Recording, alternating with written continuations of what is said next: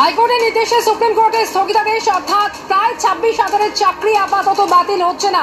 তবে supreme court এটাও স্পষ্ট করে দিল যে মুচলেখা দিয়ে এদেরকে জানাতে হবে যদি ভবিষ্যতে এরা অযোগ্য প্রমাণিত হন তখন বেতন ফেরত দিতে হবে, এটাও আজকে স্পষ্ট করে দিল সুপ্রিম কোর্ট।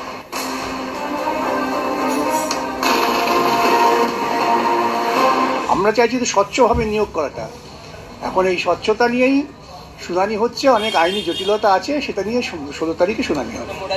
আরও মুশকিল হচ্ছে, দেখা গেল যে সকলে মিলে এমন হইচই করছে এখানে, এটা অদ্ভুত ব্যাপার, যার ফলে বিচারপতিরা খানিকটা বিভ্রান্ত হয়ে পড়ছে। বললেন তো, হ্যাঁ, কেন একদল লোক খুব চেঁচাচ্ছেন অভিজিৎ গাঙ্গুলি করে, তখনই বললেন যে এটা রাজনীতি জায়গা না। তারা মুখে তো বলছেন যে হ্যাঁ আমরা সেগ্রিগেট করব, কিন্তু সেগ্রিগেট করে নির্দিষ্টভাবে হাজির করতে পারছি না। আমরা যে সওয়াল করলাম সেটা জাজমেন্টে রেকর্ড করেছি, এসএসসি বলছে আমরা করতে পারছি না। এখন দেখা যাক পরের দিন শুনানি কি। হ্যাঁ নিশ্চয়ই, কি করে দেবে ওরা, ওদের তো বলতে হবে, তারপরে তদন্ত করলে বেরোবে তো আরো সব চুরি হয়েছে। দেখা যাক কি যায়। হাইকোর্টের নির্দেশে সুপ্রিম কোর্টের স্থগিতাদেশ অর্থাৎ প্রায় 26,000 চাকরি আপাতত বাতিল হচ্ছে না। তবে সুপ্রিম কোর্ট এটাও স্পষ্ট করে দিল যে মুচলেখা দিয়ে এদেরকে জানাতে হবে যদি ভবিষ্যতে এরা অযোগ্য প্রমাণিত হন তখন বেতন ফেরত দিতে হবে, এটাও আজকে স্পষ্ট করে দিল সুপ্রিম কোর্ট।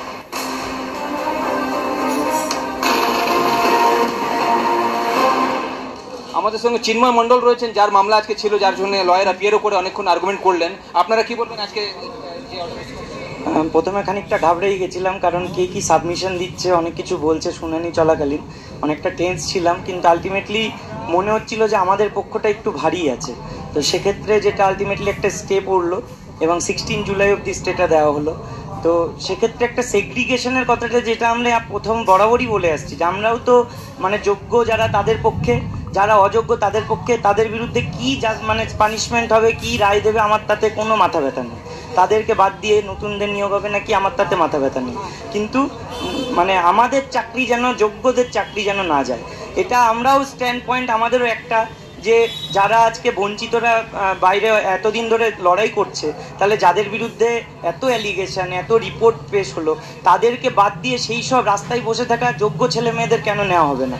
তাদেরকে তাদের জায়গায় নেওয়া হোক, আর আমরা যারা যোগ্যভাবে চাকরি করছি তাদের চাকরিটা চলতে থাকে। এটাই তো আমাদের ক্ষেত্রে একটাই দাবি। এসএসসির কাছে আমরা কিছুদিন আগেই গেছিলাম এবং তাতে এসএসসি চেয়ারম্যানও এটা বলেছেন যে আমরা সেগ্রিগেশনের পথেই হাঁটছি, সেটা আমরা করব, কোর্ট যেভাবে আমাদেরকে মানে ডিরেক্ট করবে আমরা সেইভাবে চলবো।